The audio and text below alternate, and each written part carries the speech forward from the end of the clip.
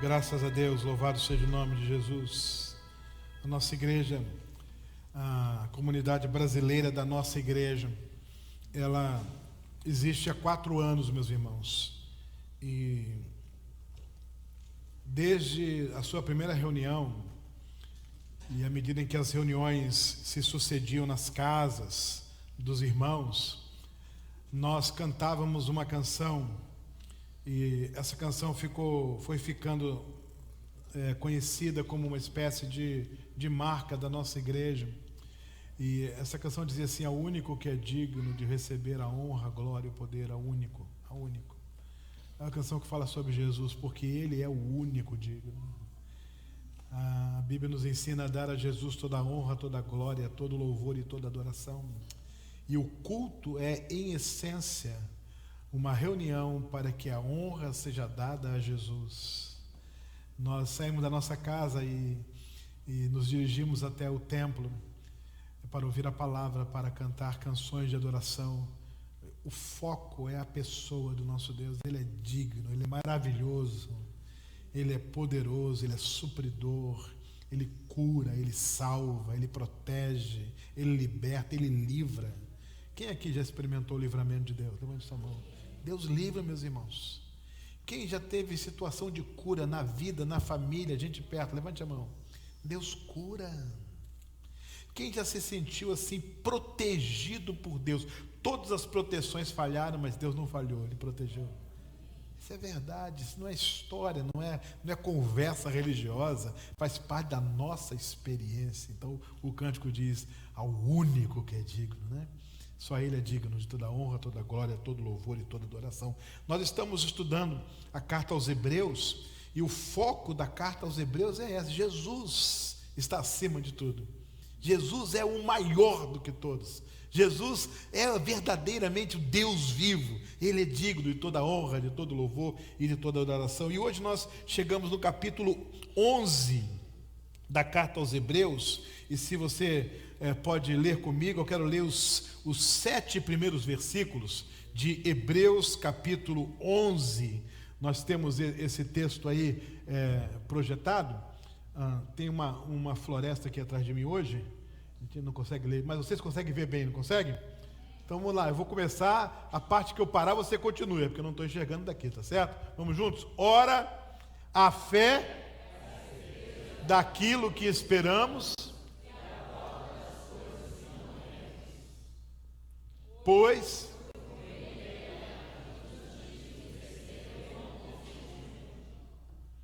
pela fé entendemos que o universo foi formado pela palavra de Deus, de modo que aquilo que se vê não foi feito do que é visível.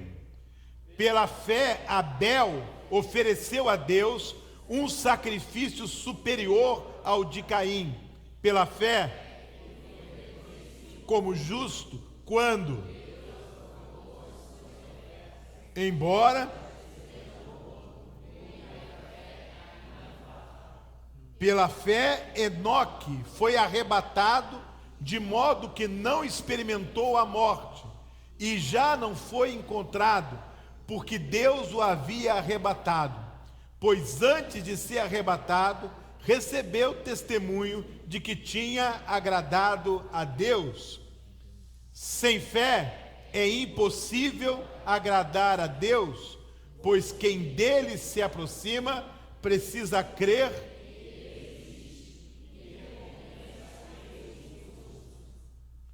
Noé, quando foi avisado a respeito, movido por santo temor, construiu uma arca para salvar a sua família.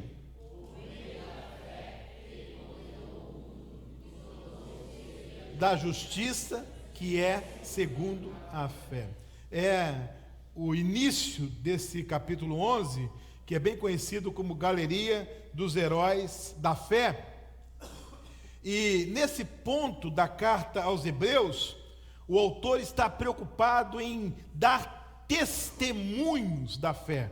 Está preocupado em definir de maneira mais profunda o que é esta fé. E ele vai dizer, logo no primeiro versículo, uma definição de fé. E ele vai conceituar a fé.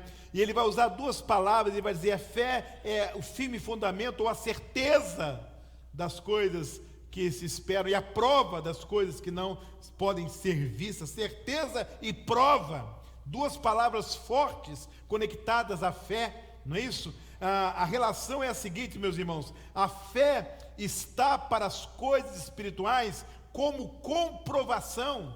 Se você for, por exemplo, para a matemática, você tem ali a demonstração. A demonstração é a prova das coisas na matemática. Você vai para as ciências, você tem a experimentação.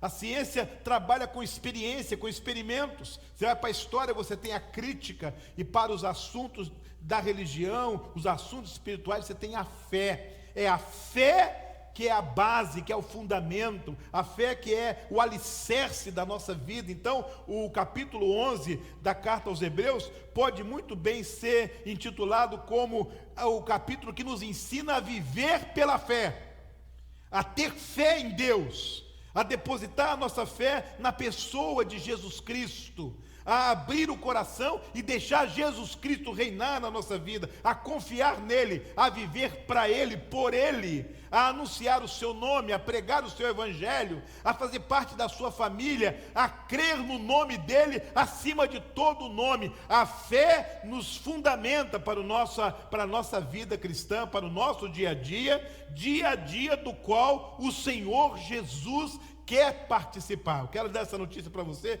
nesta noite. Jesus deseja participar da sua história, do seu dia a dia. Ele não quer ser visitado por você de domingo a domingo num templo, não. Ele quer morar com você no seu coração. Ele quer habitar na sua vida. Ele quer reinar na sua existência. Ele quer comandar a sua história. Uma coisa é a gente receber uma visita de alguém, e outra coisa é quando alguém vem morar com a gente, né? Já experimentou alguém vir morar com você? Já experimentou? Se você quiser experimentar, eu tenho pessoas no Brasil que querem vir para cá, estão procurando um lugar para morar. E você me dá o seu endereço que eu vou encaminhar alguém. Uma coisa é quando alguém bate na nossa porta para nos fazer uma visita. E outra coisa é quando alguém vem morar com a gente. Olha, Jesus não quer fazer uma visita, Ele quer morar na sua vida, Ele quer habitar com você, Ele quer participar do seu dia a dia. E a Bíblia nos ensina que Jesus quer, Ele promete, Ele deseja estar presente conosco cada momento, cada dia, todo o tempo da nossa existência. Então o autor aos Hebreus vai definir a fé como a base da nossa vida, como fundamento da nossa vida. E nós temos três coisas importantes para ver nesse texto, e eu queria que a multimídia me ajudasse projetando aqui alguns versículos para que vocês possam entender aquilo que eu vou explicar hoje. Então, primeiro, a fé é a base da nossa cosmovisão, ou seja, a fé é o fundamento do modo como nós vemos o mundo. Versículo 3 vai dizer assim: pela fé entendemos que o universo foi formado pela palavra de Deus, de modo que aquilo que se vê não foi feito do que é visível. A fé é a base do modo como eu, um cristão, vejo o mundo. E eu vejo o mundo como tendo sido criado por Deus, pela autonomia divina, a partir do nada, daquilo que não se vê, daquilo que não pode ser visto e tocado. Ele fez todas as coisas. Ah, pastor, mas como foi essa história? Deus criou todas as coisas. O mundo não é produto apenas do acaso. O mundo não é resultado de uma explosão, porque se alguma coisa explodiu, já existia, e Deus já estava lá antes. Deus criou todas as coisas. Ele é o Criador. Há um verbo no Antigo Testamento que é conjugado na Bíblia a grande maioria das vezes, tendo Deus como sujeito. É o verbo criar. Só Deus cria. E teve um homem que traduziu, meus irmãos, a Bíblia para o latim. Seu nome foi Jerônimo. E ele foi traduzir a Bíblia do hebraico e do grego para o latim.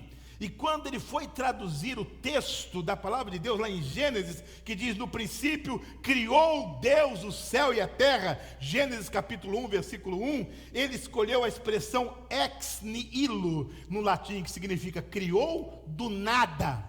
Não tinha matéria, não havia nada pré-existindo. Do nada, Deus, com a sua palavra poderosa, criou todas as coisas. Esta é a nossa cosmovisão, é assim que nós vemos o mundo. E quem prova isso? A prova não é demonstrada, nem experimentada e nem na crítica. A prova é a fé. Eu creio nisso, eu confio nisso. Há pessoas que exposam teorias diversas sobre a criação do homem. Tem gente que acredita que o homem veio do macaco, tem gente que acredita na teoria de Darwin, tem gente que acredita em múltiplas ideias sobre a criação, mas a palavra de Deus ensina que Deus criou o mundo, e que Deus criou o homem, e essa é a nossa maneira de ver o mundo. Por isso, nós não vemos a natureza como uma coisa ruim, porque foi Deus que fez. Nós não vemos nada da criação como ruim, porque Deus fez e Deus disse que era muito bom. Quem transforma em ruim é o homem, com a sua interferência, com a sua interação. Mas originalmente a Bíblia diz várias vezes: Deus criou, avaliou e disse que era muito bom, porque Ele fez, Ele é o Criador. É assim que vemos o mundo. Deus é, por ser o Criador, a maior autoridade no mundo, a maior autoridade no universo, a maior autoridade na vida do ser humano, porque Ele é Criador. Ele conhece tudo sobre o que Ele criou, Ele fez as leis que regem a natureza, não há nada que foge ao seu conhecimento, Ele tem soberania sobre essas próprias leis, Ele determina as coisas.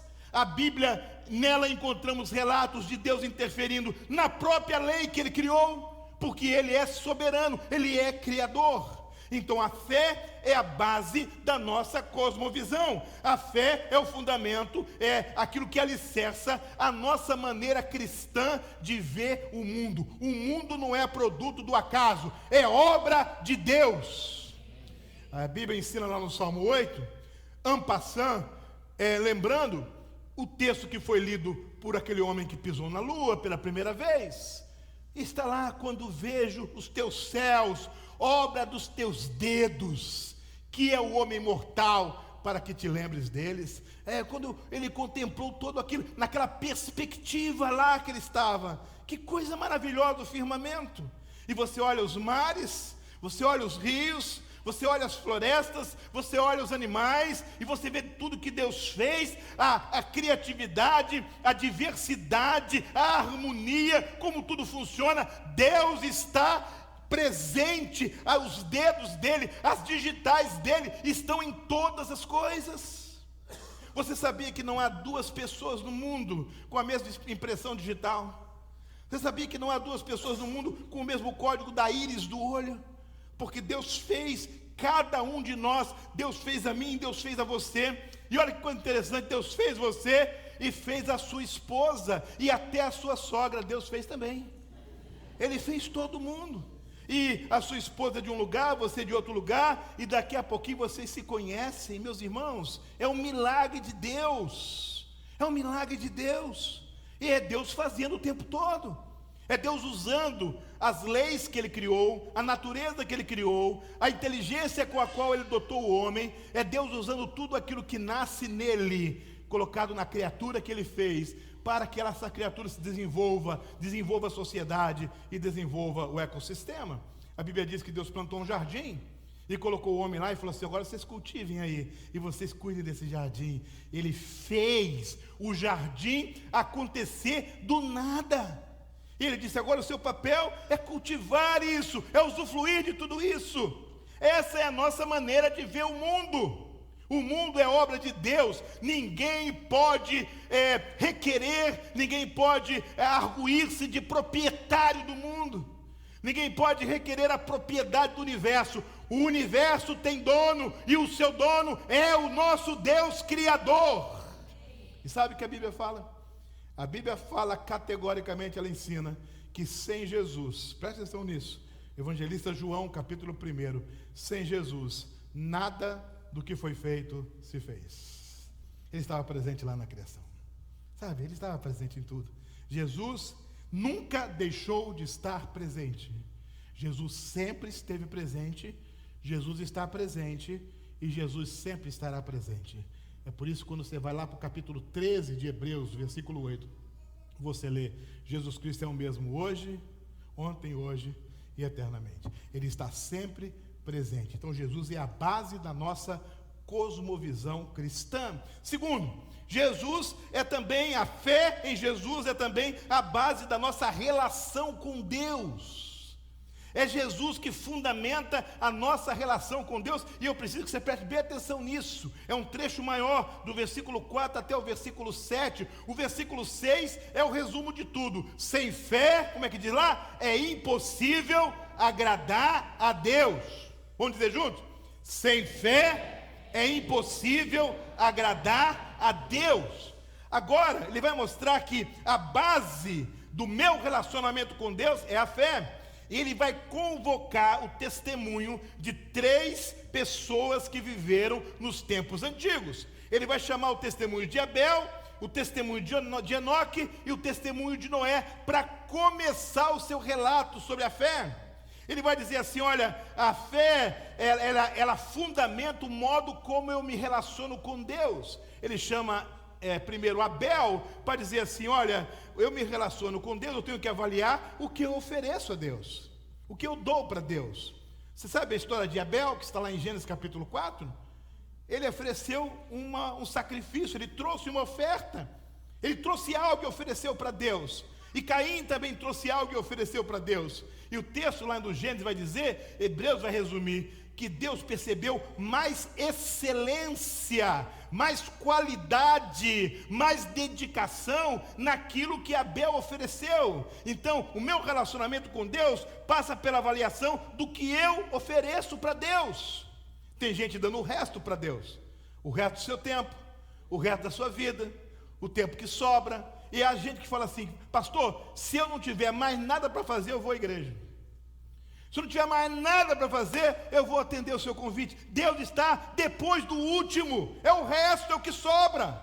Mas não é assim na palavra do Senhor. Na palavra do Senhor ensina que devemos buscar o reino de Deus em primeiro lugar. Deus deve ocupar a primazia da nossa vida. O problema entre Abel e Caim não é quem deu uma oferta maior ou menor, quem se esforçou mais ou menos. O problema era a qualidade, a excelência, a essência. E Deus quer de mim e de você que ofereçamos a Ele tudo com excelência. Para Deus o melhor do meu tempo, o melhor dos meus dons, o melhor da minha vida, o melhor dos meus recursos. Para Deus, ou seja, pela fé, eu coloco Deus em primeiro lugar na minha vida. E olha, há áreas da vida que a gente tem mais dificuldade de colocar Deus em primeiro lugar. Há áreas da vida que a gente teima em confiar mais em nós do que em Deus. A gente tem a sensação que se a gente sair de cena, Deus não vai conseguir resolver o problema. E a gente quer ficar ali, a gente quer controlar. Mas é exatamente nessa área que nós temos o grande desafio de imprimir excelência naquilo que nós entregamos para Deus, a nossa vida para Ele, todo o nosso ser para Ele. Em primeiro lugar, Ele, o melhor para Ele, o mais excelente é dele, e eu com fé, eu vou entregar primeiro o dele. Há um episódio interessante na Bíblia do servo de Deus que chega numa cidade, encontra lá uma mulher, ela está quase à míngua, sem quase nada, um pouquinho de farinha, um pouquinho de azeite, e o servo de Deus fala assim: faz o seguinte, faz primeiro um bolo para mim. Ah, não posso fazer isso, eu vou morrer de fome. E a Bíblia diz, meus irmãos, que ela vai obedecer ao profeta, e daqui a pouquinho, ela olha para a vasilha de azeite, tem azeite, e tem mais azeite, e tem mais azeite, e tem mais azeite, e tem mais azeite. E ela olha para a panela de farinha, tem mais farinha, tem mais farinha, tem mais farinha. Porque quando você coloca Deus em primeiro lugar, Deus não abandona você. Vou repetir essa frase. Quando você coloca Deus em primeiro lugar, Deus não abandona você. Primeiro lugar para Deus, excelência para Deus. Não dê o resto de nada para Deus. Dê a primazia, dê as primícias, ofereça a Deus o seu melhor. A Bíblia ensina, meus irmãos, que Deus, Ele tem a expectativa de que nós nos relacionemos com Ele nessa perspectiva da excelência. A excelência honra a Deus. com excelência nós adoramos a Deus. E tudo aquilo que eu me proponho a fazer, a falar ou a entregar para Deus, Deus conhece a qualidade, Deus sabe a excelência. Minha pergunta é se você tem sido excelente naquilo que você oferece para Deus. Se você tem ofertado com excelência para Ele a sua vida, entregue com excelência. Eu vou dar o meu melhor para o Senhor. Mas ele chama também o testemunho de Enoque. Ele vai dizer assim: Enoque pela fé. Meus irmãos, a Bíblia vai dizer que ele não experimentou a morte. O relato está lá em Gênesis capítulo 5. E agora, se Abel a questão é o que eu ofereço para Deus, Enoque a questão é como eu vivo diante de Deus. A Bíblia vai dizer, meus irmãos, que Enoque andou com Deus e Deus para si o tomou. Abel ofereceu o que era agradável e excelente para Deus, mas Abel experimentou a morte.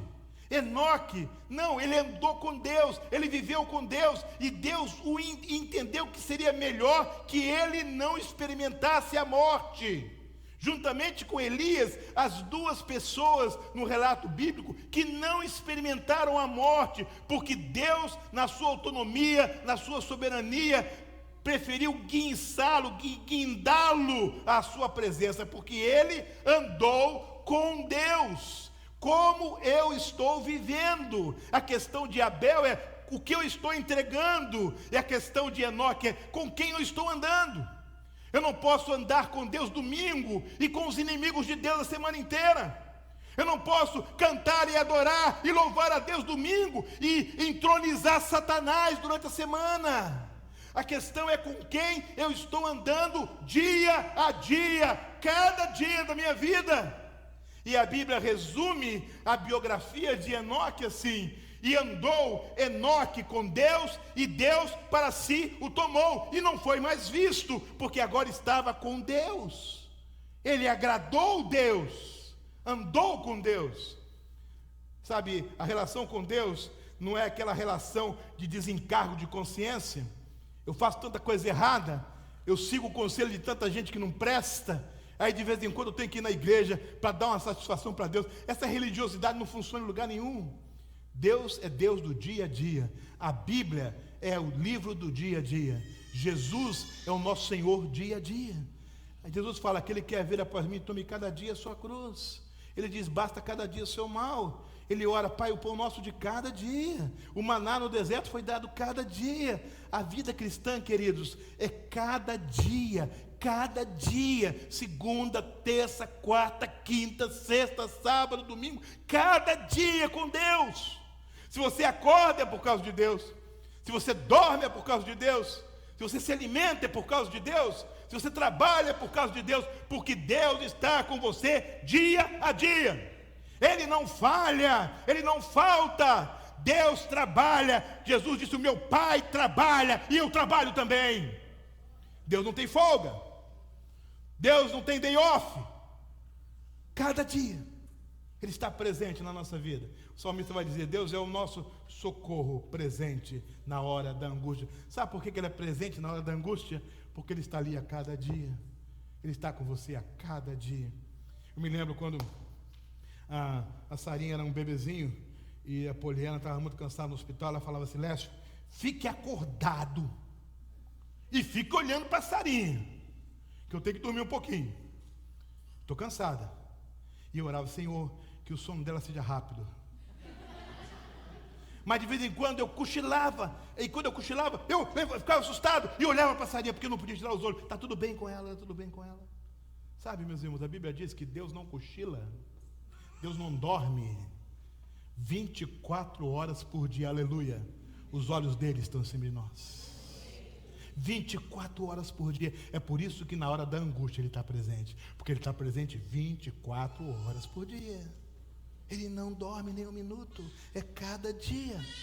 A questão do testemunho de Abel é: com que excelência eu tenho dedicado a minha vida a Deus? E a questão do testemunho de Enoque é: até que ponto de fato eu tenho andado com Deus? Eu tenho consciência do que eu cantei há pouco, que eu estou na presença dEle a cada dia, a cada momento. Sabe, Cada dia, quando você olhar para cima, você pode saber que Deus está olhando para você. Cada noite escura, cada deserto, cada momento difícil na vida, Deus está olhando para você. E Deus está olhando por você. E Deus vai abençoar você. Porque Ele é Pai, Ele é Abba, Ele é o Paizinho querido que sabe abençoar a nossa vida. Sabe, o autor dos Hebreus vai dizer assim, olha, a fé é o fundamento da nossa relação com Deus. É pela fé que oferecemos a Deus excelência e é pela fé que andamos todo dia na presença de Deus. Agora ele vai chamar o testemunho de Noé. Muito interessante, agora está lá no capítulo 6, 3 capítulos seguidos, 4 Abel, 5 Enoque, capítulo 6 de Gênesis, fala sobre Noé. E agora a questão de Noé é a seguinte: o que é prioridade para mim? A Bíblia vai dizer, meus irmãos, o que Deus disse para Noé assim, olha, eu vou acabar com tudo. Eu vou acabar com tudo. Eu queria lembrar você e ajudar você, a ensinar você, que teve um dia que Deus olhou lá no céu para o homem, para o ser humano, para a humanidade, e Deus não gostou do que ele viu. E Deus não estava feliz com o que ele estava vendo. E ele falou assim, eu vou acabar com tudo isso. E ele separou uma família que foi achada íntegra diante dele. Um homem que foi achado íntegro e sua família. Ele preservou aquela família.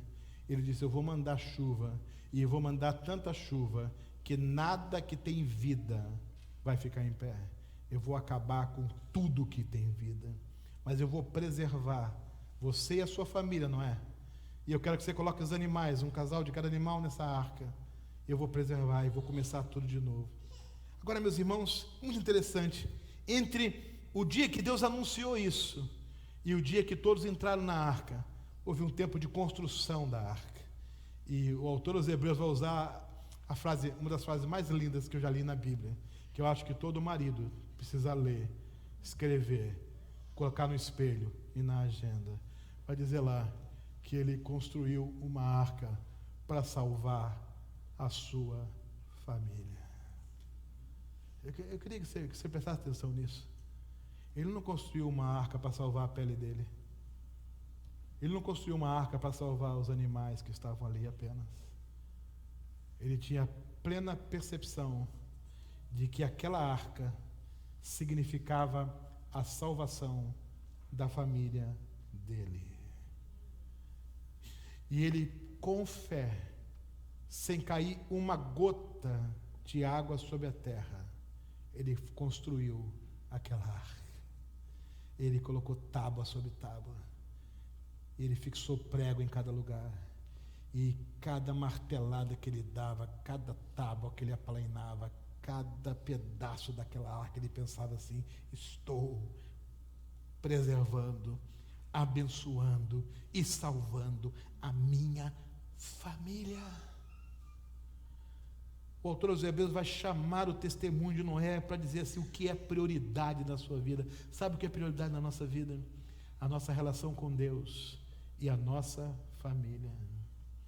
E a partir da nossa relação com Deus e da nossa família, nós temos uma missão de resgate da humanidade. Mas a partir da nossa relação com Deus e da nossa família. A Bíblia vai dizer que Noé suportou escárnios, incompreensões, injúrias, foi codinominado de diversas formas pejorativas, mas um dia a chuva caiu. E há uma informação lá no livro de Gênesis que no dia que a chuva ia começar a cair, a família de Noé entrou e Deus trancou a porta da arca pelo lado de fora, como quem dizendo, agora ninguém entra aqui mais. E quando aquela porta foi trancada pelo lado de fora, acabou a esperança de salvação para todos que estavam do lado de fora. E há um autor cristão chamado Calvin Miller, um dos autores mais bem-humorados da religiosidade contemporânea. Ele diz, imagina no livro dele, as pessoas entrando na arca, a família de Noé, dizendo assim, olha, está cheirando mal aqui dentro com tanto animal, hein? E Noé dizia, aqui cheira mal, mas lá fora é perdição. Aqui é melhor do que lá fora. Lá fora é morte e perdição. A porta foi trancada pelo lado de fora. Sabe qual é o simbolismo disso? O simbolismo é o seguinte: em Noé nós aprendemos que quando nós priorizamos Deus, Deus preserva a nossa vida, Deus cuida de nós e Deus cuida da nossa família. Quando nós colocamos Deus em primeiro lugar, Deus cuida da gente e Deus cuida da nossa família. E Deus usa a nossa família para o louvor da glória dele. A primeira coisa que aquela família fez quando saiu da arca foi erguer um altar e adorar a Deus. Uma família adorando a Deus. Uma família inteira cantando para Deus, oferecendo sacrifícios, uma família inteira honrando a Deus, uma família em adoração ao Senhor. É um modelo de família, uma família dizendo: Deus está em primeiro lugar. Uma família dizendo: Deus está no comando. A Ele toda a honra, toda a glória, todo louvor e toda a adoração. Uma família dizendo: olha, esse Deus é digno de toda a honra, de toda a glória, de todo louvor e toda a adoração. O plano de Deus, o grande projeto de Deus, é ter uma família cheia de filhos semelhantes a Jesus, adorando a Ele, glorificando a Ele. Eu não sei quantos na sua casa ainda não louvam a Deus. Eu não sei quantos da sua família ainda não se renderam a Jesus. Mas Deus vai usar a sua vida. E você vai colocar mãos à massa. E você vai construir uma arca. E você vai ser um instrumento através do qual Deus vai salvar toda a sua família. E você vai dizer: eu e a minha casa serviremos ao Senhor. Eu e a minha casa serviremos ao Senhor. Eu e a minha casa serviremos ao Senhor. Eu e a minha casa serviremos ao Senhor. E cada dia, enquanto você se lembrar que ainda há alguém na sua família que não serve ao Senhor, você vai levantar mais cedo, colocar tábua sobre tábua, prego em cada lugar, martelada após martelada, e você vai dizer: eu e a minha família serviremos ao Senhor. E Deus vai abençoar você. Porque em Noé, Deus preservou a família. Deus colocou num grande outdoor para o universo todo ler: família é ideia minha, é projeto meu, e eu fiz isso. E eu quero a família me priorizando. Quem está em primeiro lugar na sua vida? Quem está em primeiro lugar na sua casa? Qual é a sua prioridade? O autor aos Hebreus vai evocar o testemunho de Noé para dizer o que você está priorizando. Quando trouxe Abel, ele perguntou: com que excelência você está ofertando? Quando trouxe o testemunho de Enoque, ele perguntou: com quem você está andando? E quando ele traz o testemunho de Noé, ele pergunta: o que você está priorizando? Pense comigo. A nossa relação com Deus se dá nesse tripé: aquilo que eu ofereço, como eu ando e o que eu priorizo. E a base dessa relação é a fé. Por último, não menos importante, a fé é a base da nossa esperança. Você se lembra do versículo 1, diz assim: a fé é a certeza daquilo que esperamos. Desista, jogue a toalha, chute o pau da barraca, abandone tudo. Não, pela fé eu tenho esperança. Pela fé eu sei que Deus pode mudar os cenários.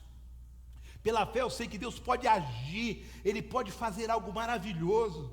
Eu já vi pela fé coisas tremendas Deus fazendo. O autor dos Hebreus está dizendo: olha, eu vou enfileirar aqui para vocês uma galeria de gente, e vai ficar gente de fora, de tanto que Deus já fez. O Deus que já fez, faz de novo.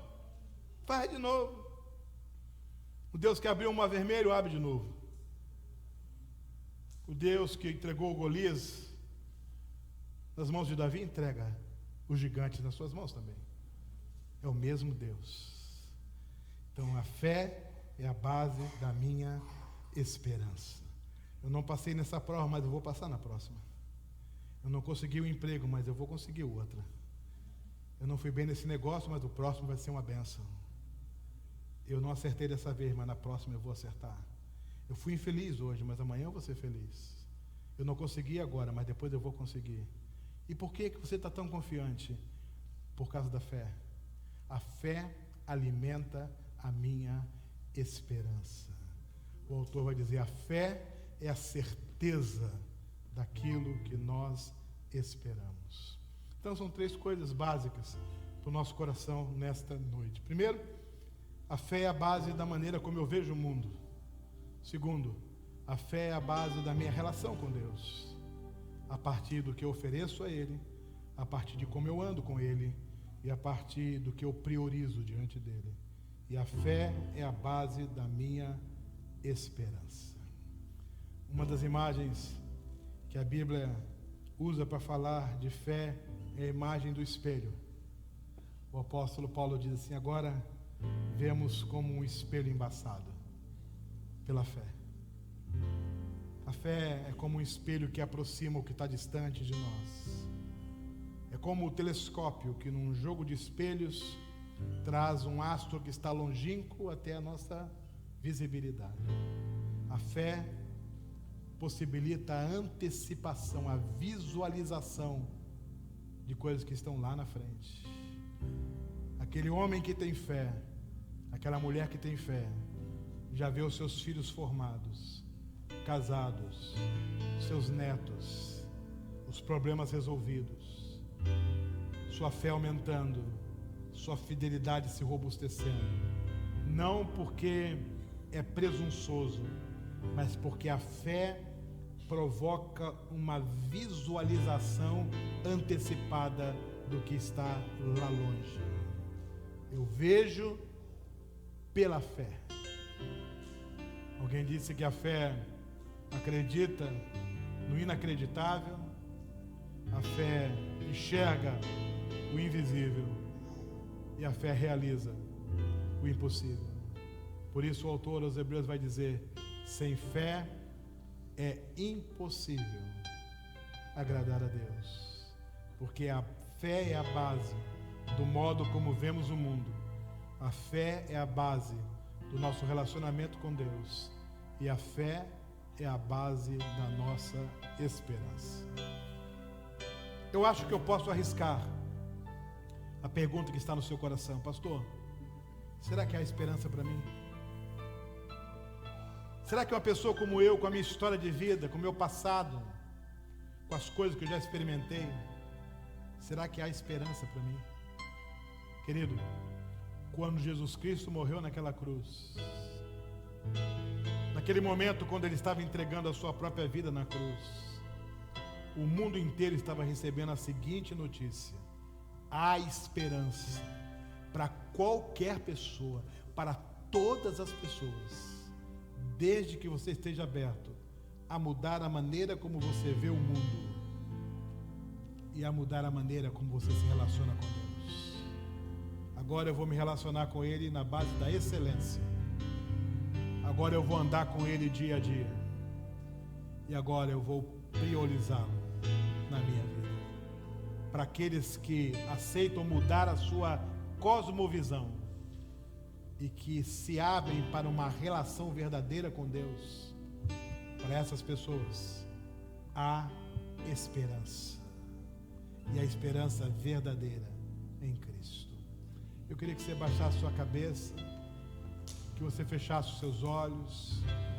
Sabe, hoje eu não quero perguntar sobre sua experiência religiosa, se você pertence a essa igreja ou a outra.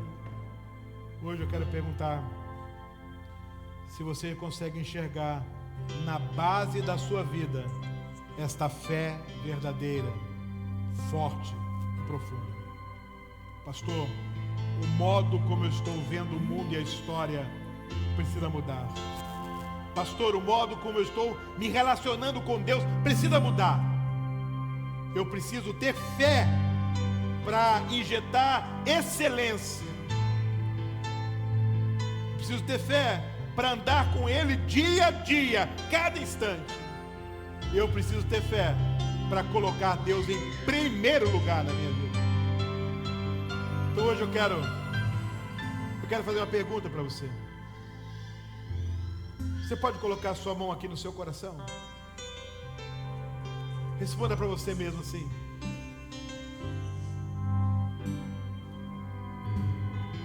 eu estou pronto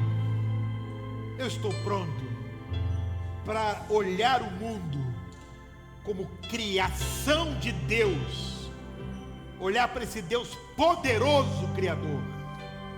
Eu estou pronto para ter um relacionamento profundo com Ele, na base da excelência, da obediência diária, na base da priorização do reino dele. Eu estou pronto para isso. Com a sua mão no seu coração, querido, querida, se você está pronto para isso, o Espírito Santo fala com você onde você está. Há esperança para a sua vida, há esperança para o seu casamento, há esperança para a sua família, há esperança para a sua vida profissional, há esperança para você em todas as áreas da sua vida. Mas eu preciso confiar em Deus, eu preciso crer nele e acreditar nele. Então eu quero pedir que toda a igreja se coloque em pé agora, e nós vamos fazer a oração da fé. Eu quero convidar você a manter a sua mão no seu coração. Vamos fazer uma oração, a oração da esperança, a oração da fé. Enquanto a música é tocada suavemente, é hora de você orar. Faça a sua oração.